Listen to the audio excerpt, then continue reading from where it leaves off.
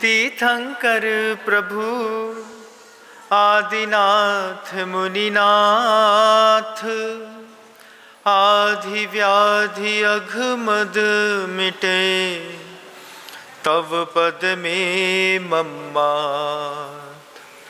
चरण शरण है आपके, तारण तरण जहाज।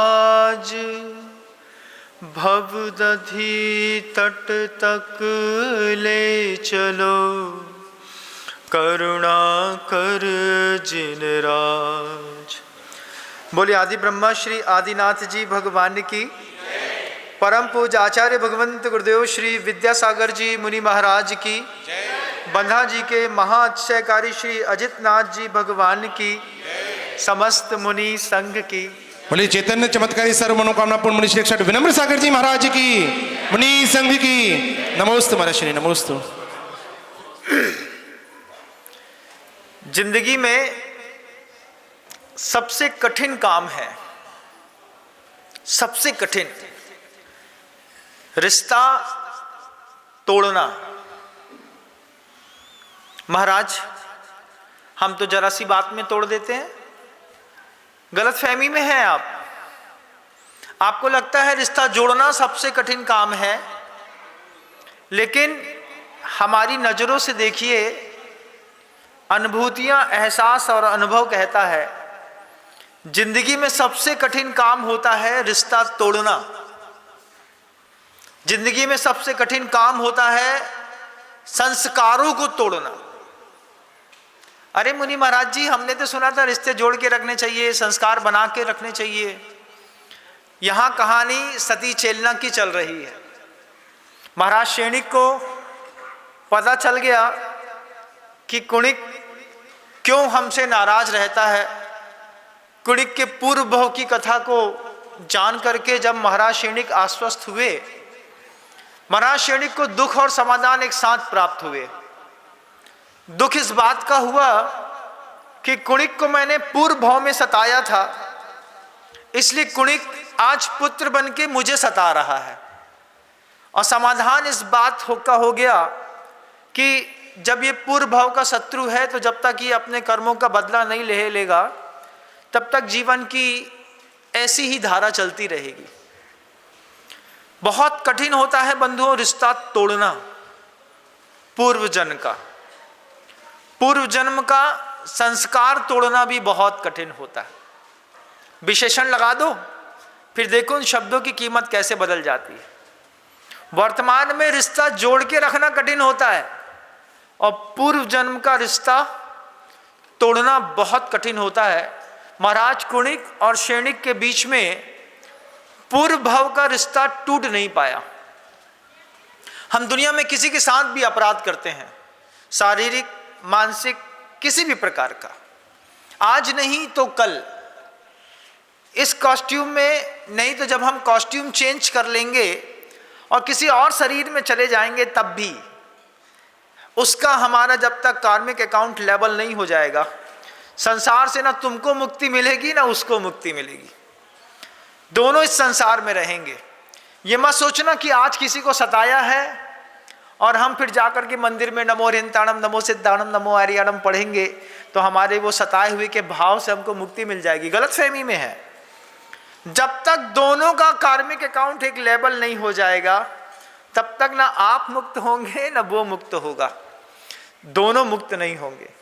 संसार में बहुत कठिन है पूर्व भव का रिश्ता तोड़ना। पूर्व भव के संस्कार तोड़ना भी बहुत कठिन होता है। ना चाहते हुए भी अभी भी आप परिवारों में देखिएगा कि आपके परिवारों में भी कोई पिता कुणिक जैसा होगा, नहीं तो कोई पुत्र की स्थितियां कुणिक जैसी होगी।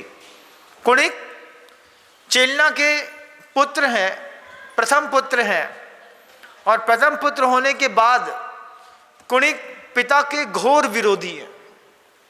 बच्चा होकर के पिता का घोर विरोधी, हर बात में नहीं। उनने कहा ऐसा कर लो, नहीं। महाराज शैणिक ने भगवान महावीर स्वामी का समोषण जब विप्लाचल पर्वत पर आया तो कुणिक से ही कहा, बेटा चलो, भगवान महावीर स्वामी का समोषण आया है। कुणिक ने मना कर दिया, मुझे नहीं जाना। लेकिन शैणिक अभी भी समोषण में बैठे थे। बार बार वो सोच रहे थे कि कुणिक की कहानी गौतम गर्दन के मुख से सुनकर के मेरा जीवन संतुष्ट हो गया। महाराज शैणिक को अपने पुत्र अभय कुमार की स्मृति, कुणिक के जीवन की व्यथा, कुणिक के जीवन के अनुबंध अपने जीवन से समझ लिए। महाराज शैणिक को लगा कि चेलना को मुझ तक मिलाने के लिए जिससे मैंने अपना दर्द कहा था, ऐसे अपने पुत्र की कहानी भी मुझे पता होनी चाहिए। जब शैणिक चेलना के स्नेह में पागल हो गए तो शैणिक के पास नंदा से उत्पन्न एक ऐसा पुत्र था जिसका नाम अभय कुमार था। दुनिया में ऐसा पुत्र बनना और ऐसे पुत्र को प्राप्त करना भी अपने आप में बड़े सौभाग्य की बात होती है कि पिता अपने हृदय का दर्द अपने पुत्र से कह सके।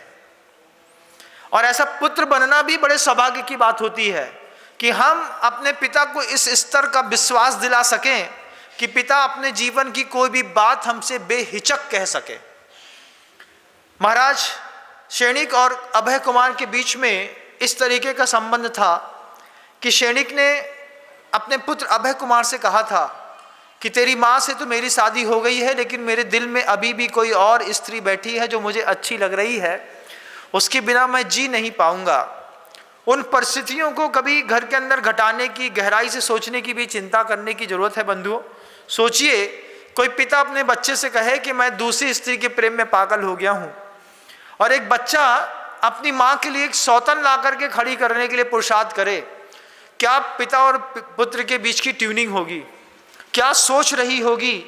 महाराज शैणिक के महारानी चेलना के इस चरित्र को पढ़ने पर पता चलता है। शैणिक ने गौतम स्वामी से पूछा कि हे भगवान, आपने मेरे और कुणिक के बीच के संबंध तो बता दिए, लेकिन आप एक और कृपा करिए कि जिससे मैं इतना खुला हुआ हूँ, जिसके ऊपर मुझे इतना विश्वास है, ऐसा पुत्र मुझे किस पुण्य के उदय से प्राप्त हुआ, ऐसा कौन सा मैंने सत्कर्म किया था जिसके उदय से अभय कुमार जैसा पुत्र मुझे मिला है। ये एक और जिज्ञासा महाराज शैणिक के अंतर्मन में उत्पन्न हुई और वो बात गौतम स्वामी से वो ने पूछ ली। गौतम स्वामी महाराज शैणिक की उस भवितव्यता को देख रहे थे। महाराज शैणिक कुणिक और अपने बीच के संबंध को जानने के बाद आंख से निरंतर आंसू बहा रहे थे। महाराज शैणिक ने गौतम स्वामी से पूछा कि भगवान, सब कुछ जानता हूँ, आज समोषण में आपके पास आकर के आपसे संवाद कर रहा हूँ, सब समझता हूँ, लेकिन मन के अंदर अभी भी इस बात की पीड़ा है कि ऐसा कौन सा कर्म का उदय है कि मेरे भगवान महावीर स्वामी के इस समव शरण को देखने के बाद भी किसी भी प्रकार के व्रत लेने के भाव नहीं होते। कई बार ऐसा होता है, पूज्य गुरुदेव के बिल्कुल पास में रहते हैं, उनके दरवाजे पे खड़े रहते हैं, 24 घंटे उनकी सेवा करते रहते हैं, लेकिन व्रत लेने के भाव नहीं होते। हम जानते हैं कि तेजस्वी प्रतिमाएं हैं, आश्चर्यकारी क्षेत्र है, उनकी सेवा करते हैं, लेकिन उसके बाद भी संयम ग्रहण करने के भाव नहीं होते। ऐसा कौन सा अपराध किया है? महाराज शैणिक स्वयं गौतम स्वामी से पूछते हैं कि हमने ऐसा क्या किया भगवान कि मेरे कभी संयम लेने का भाव नहीं होता, जबकि मैं तप की महिमा जानता हूँ, मैं जप की महिमा जानता हूँ, मैं आराधना की महिमा जानता हूँ, मैं प्रार्थना की महिमा जानता हूँ, मैं अंतरंग और बाहर के जितने भी 12 प्रकार के तप हैं, प्रायश्चित है, विनय है, वैयाव्रत है, स्वाध्याय है, ध्यान है, सबकी महिमा जानता हूँ। चेलना की कृपा से महाराज शैणिक सब समझ गए थे। अनशन की महिमा जानता हूँ, अवमोदर, वृत्ति परिज्ञान, रस परित्याग, विविक्त संयासन, काय क्लेश, इनकी भी महिमा जानता हूँ। लेकिन उसके बाद भी सारी सुविधाएं, सारा वैभव होने के बावजूद मेरा व्रत लेने का भाव नहीं होता।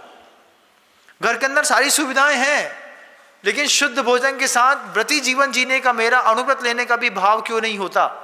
ये बात जब महाराज शैणिक ने गौतम स्वामी से पूछी, आप भी अपने आप से अंतर मन से पूछिएगा, आप भी अपने अपने घर के महाराज शैणिक हैं, आपके घर के अंदर भी अच्छी सुविधाएं हैं, व्यवस्थाएं हैं, भोग उपभोग की सामग्रियां हैं, अच्छे साधन संपन्न है, वैभव संपन्न है, लेकिन अफसोस किस बात का? साधु आ जाए तो उसको खिलाने के लिए 100 ग्राम गेहूं नहीं है घर के अंदर। हमारे खाने और दुनिया को खिलाने के लिए तो कैप्टन कुक का आटा मिल रहा है,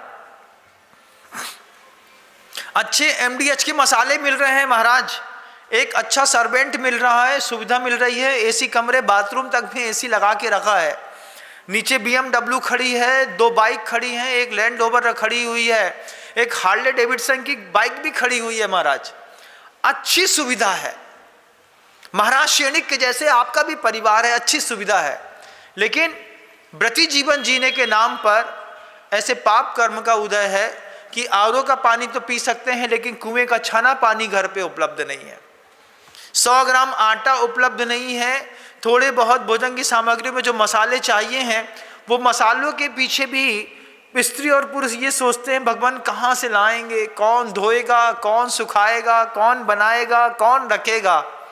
इसको कहते हैं पुण्य के पीछे छिपा हुआ पाप, कि पुण्य के भोग को तुम तो भोग सकते हो, लेकिन वो सूत्र तुम्हारे घर के अंदर सार्थक नहीं होता।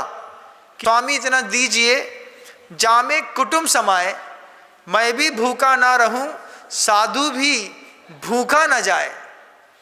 तो तुम तो अपना पेट भर लेते हो अपने पुण्य के उदय से, अपनी दुकानें चला लेते हो, अपनी पत्नी को वस्त्र आभूषण दे देते हो, मकान बना लेते हो, तुम्हारी भूख तो मिट गई, लेकिन कभी साधु की भूख को मिटाने का कोई प्रयास?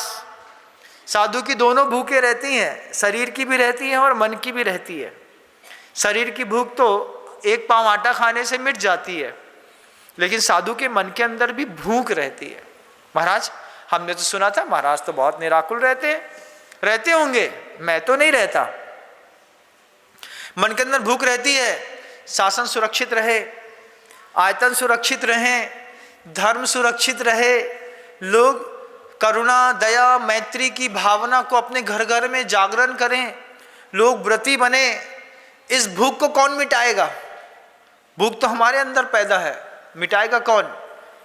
आपके लिए लिखा था, स्वामी इतना दीजिए, जामे कुटुंब समाए, मैं भी भूखा ना रहूं, साधु भी भूखा ना जाए।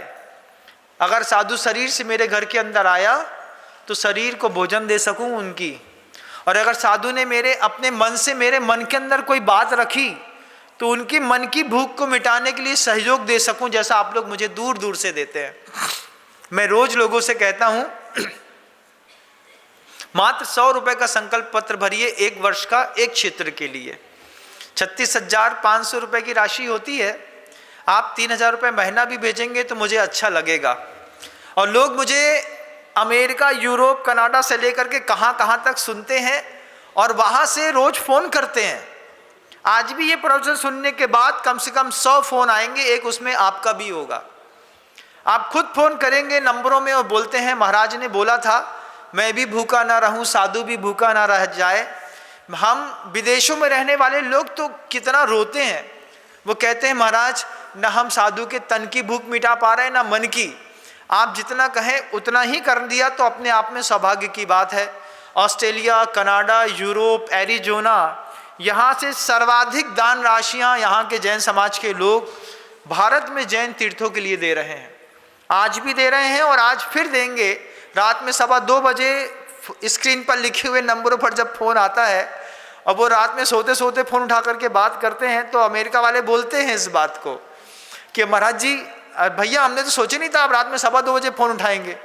वो बोलता है भैया मेरा तो ये ड्यूटी ही है, महाराज ने मुझे नियुक्त किया है, 24 घंटे में कभी भी फ़ोन की घंटी बज सकती है, अपेक्षा के लिए भी और किसी दान राशि के लिए भी। लेकिन वे लोग नंबरों में जो स्क्रीन में नंबर दिखते हैं वे हमेशा तैयार खड़े रहते हैं बंधु आपके सहयोग को व्यवस्थित स्थान पर लगाने के लिए।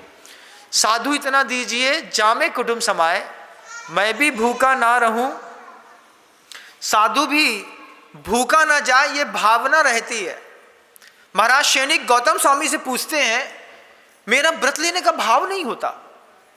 साधु आते हैं, आहार इत्यादि तो मैं करा देता हूं, लेकिन जो संयम ग्रहण करने का भाव है वो मेरे मन के अंदर क्यों नहीं हो रहा भगवान। गौतम स्वामी ने साफ साफ शब्दों में कहा कि अति भोग में तुम्हारी आसक्ति है।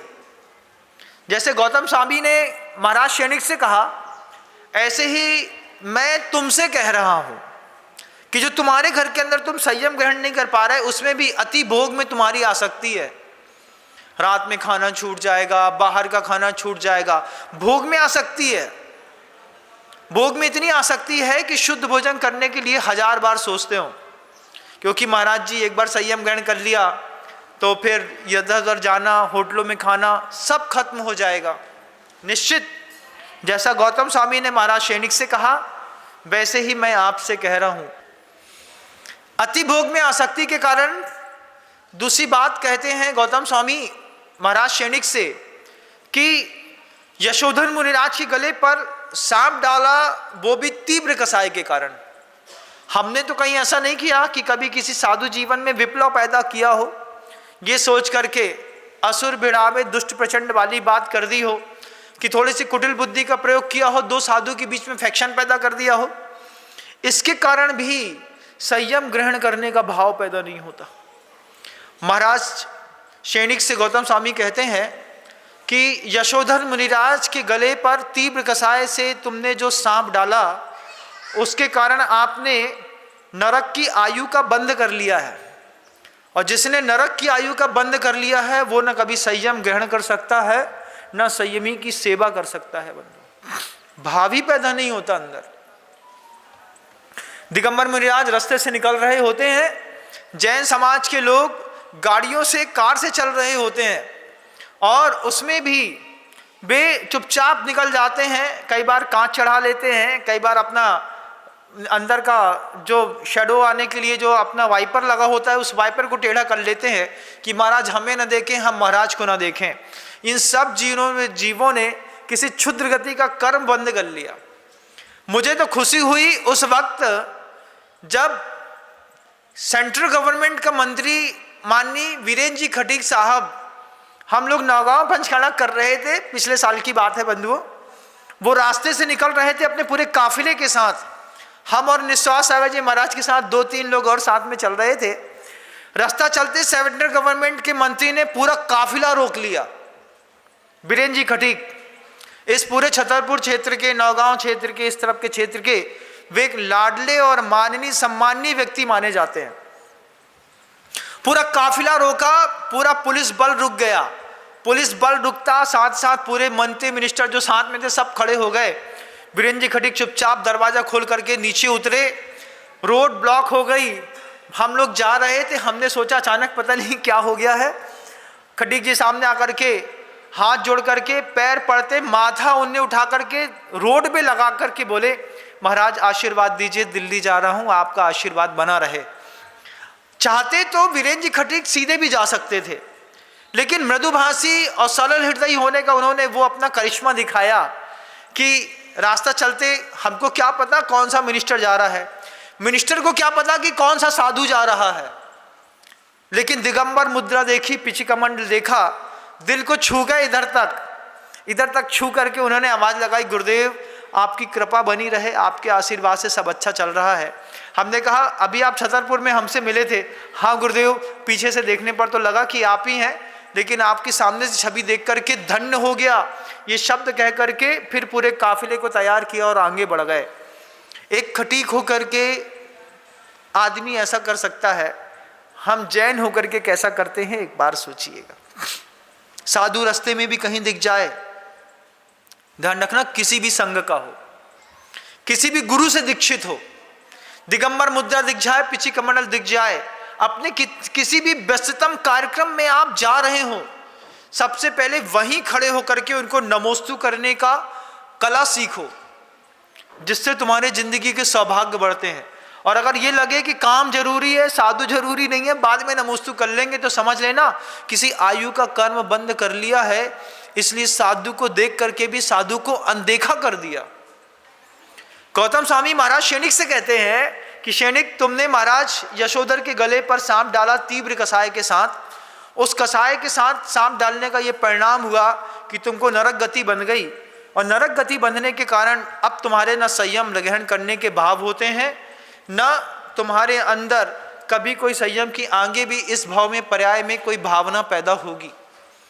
लेकिन एक बात बहुत अच्छी है श्रेणिक, गौतम स्वामी कहते हैं कि चेलना के समझाने पर और महाराज की समता के दर्शन करने पर तुमने औपसमिक सम्यक दर्शन को पहली बार प्राप्त किया। 7 कर्मों की स्थितियों को दबाने का नाम औपसमिक सम्यक दर्शन होता है। जब उपशम होता है, उस औपसमिक सम्यक दर्शन को प्राप्त किया। अंतर्मूर्त के बाद छायोपसमिक सम्यक दर्शन को प्राप्त करके तुमने छायिक सम्यक दर्शन प्राप्त कर लिया है। ये छायिक सम्यक दर्शन जिस भी जीव को प्राप्त हो जाता है, या तो उसी भाव में, या तो अगले भाव में, या तो तीसरे भाव में नियम से मुक्ति का पात्र बन जाता है। लेकिन तुमने नरक गति बांध ली, नरक गति भी बांध ली, और अभी इस पर्याय में तुमने छायिक सम्यक दर्शन की प्राप्ति भी कर ली। चेलना का वो कमाल है बंधुओं, एक स्त्री होकर के चेलना ने एक कोयले को रगड़ रगड़ करके हीरा बना दिया। इतनी भावना भरी उस स्त्री ने कि महाराज श्रेणिक अन्न मत के अनुयायी थे, लेकिन अपने साधु के साथ परीक्षा दे करके, साधना करके उनके मन के अंदर एक स्त्री क्या पुरुष के अंदर विचारों का परिवर्तन लाती है, और हम क्या खाक अपने जैन कुल में पैदा होकर के अपने पति के अंदर परिवर्तन लाते हैं।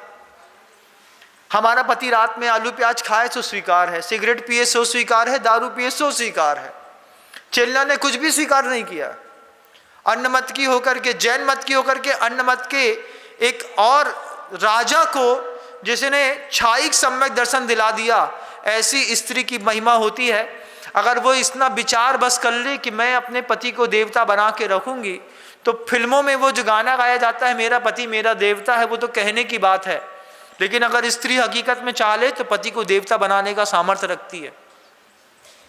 हर स्त्री की हाथ में उसका पति होता है, उसका पुत्र होता है, और पति का दिया हुआ धन भी होता है। बंधुओं, 3 चीज की स्वामिनी होती है, लेकिन अपनी कीमत भूल करके घर के अंदर मेहतरानी जैसा काम करती रहती है।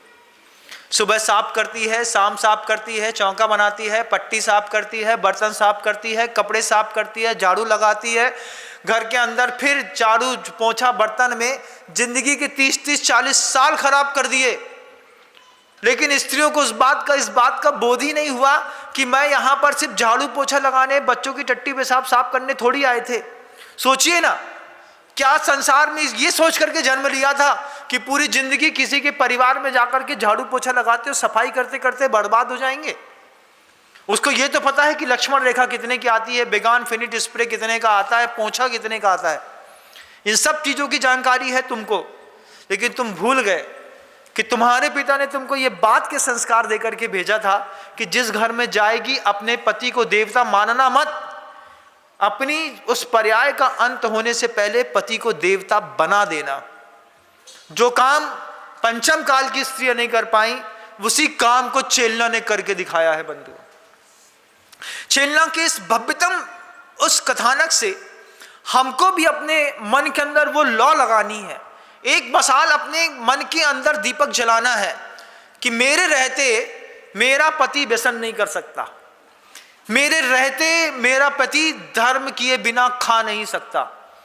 मैं खुद उपवास करूंगी, अपने साधुओं से बोल करके उनको भी साधना के मार्ग में प्रवीण करूंगी, आगे बढ़ाऊंगी, लेकिन जब तक मैं अपने पति को देवता ना बना दूं तब तक इस पर्याय को छोड़ूंगी नहीं। एक ऐसी सोच वाली पत्नी में, और एक ऐसी पत्नी में कि तुम जो कहो सब सही है, इस पत्नी में कौन सी पत्नी ज़्यादा अच्छी दिखाई देती है आपको, आप बताइए। और वो पति भी धन्य हो जाते हैं। कभी पति भी शांत भाव से बैठ करके सोचते होंगे, जब ये जिंदगी में नहीं आई थी तब पाप पुण्य पे विश्वास नहीं था, पाप करता था, सिगरेट पीता था, गुटखा खाता था, पत्ते खेलता था, शराब पीता था, सब करता था। लेकिन धीरे धीरे इसके प्रेम ने, इसने मुझसे कितना बदल दिया मुझे। आज मंदिर जाता हूँ, पूजा करता हूँ, अभिषेक करता हूँ, दान करता हूँ, तीर्थ यात्रा की वंदना करता हूँ, उपवास करता हूँ, संयम ग्रहण करता हूँ, गुरुओं के पास जाकर के प्रायश्चित लेता हूँ अपने अपराध का। तब जाकर के उस स्त्री पर्याय की सार्थकता है, ना कि पति के साथ आपराधिक प्रवृत्तियों में लीन होना। भी पत्नियां देखिएगा, अभी नई नई शादी होती हैं और मनाली, कुल्लू मनाली, कश्मीर, स्विट्जरलैंड और पता नहीं दुनिया में कहाँ जमाने में जाती हैं और जैन कुल की होकर के पति के साथ मिल करके एक साथ शराब पीती हैं, बॉटल के साथ फोटो खिंचाती हैं और अपने आप को सौभाग्यशाली समझती हैं। तुम महाराज शैणिक के जैसे भोग में आसक्त तो हो सकते हो, लेकिन भोग का भोगी होना और भोग में योगी होने में बहुत अंतर होता है।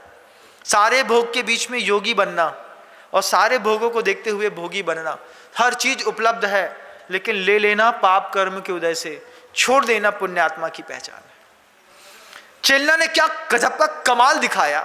मैं जब भी शैणिक चरित्र पढ़ता हूं सोचता रह जाता हूं कैसी चेल्ला रही होगी कि पति को छायिक सम्यक दर्शन प्राप्त करा दिया। 16 कारण भावनाएं, उसमें सम्यक दर्शन की विशुद्धि के साथ उस महाराज शैणिक जो अन्न मत के अनुयायी थे, उनको जैन कुल में ला करके औपसमिक सम्यक दर्शन, छायोपसमिक सम्यक दर्शन के बाद छायिक सम्यक दर्शन की प्राप्ति करा दी और चेल्ला वहीं की वहीं खड़ी रही। महाराज अपने उस तीर्थंकरत्व के लिए तैयार हो गए। गौतम स्वामी महाराज शैणिक से कहते हैं कि शैणिक, आपने नरक आयु का बंध तो कर लिया है, बांधा तो था 7वीं पृथ्वी का बंध।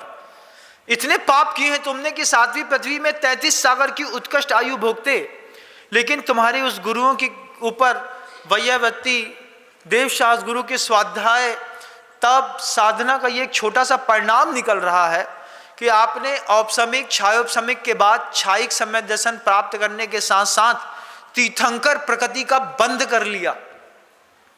तीर्थंकर प्रकृतियां क्या समझते हैं? असंख्यात मनुष्यों में कोई एक मनुष्य तीर्थंकर बनता है। असंख्यात मनुष्यों में, संख्यात मनुष्यों की संख्या क्या होती है? सोचिए, एक बोरा, मान लीजिए 1 कुंटल आपके घर के अंदर खसखस के दाने का बोरा रखा है।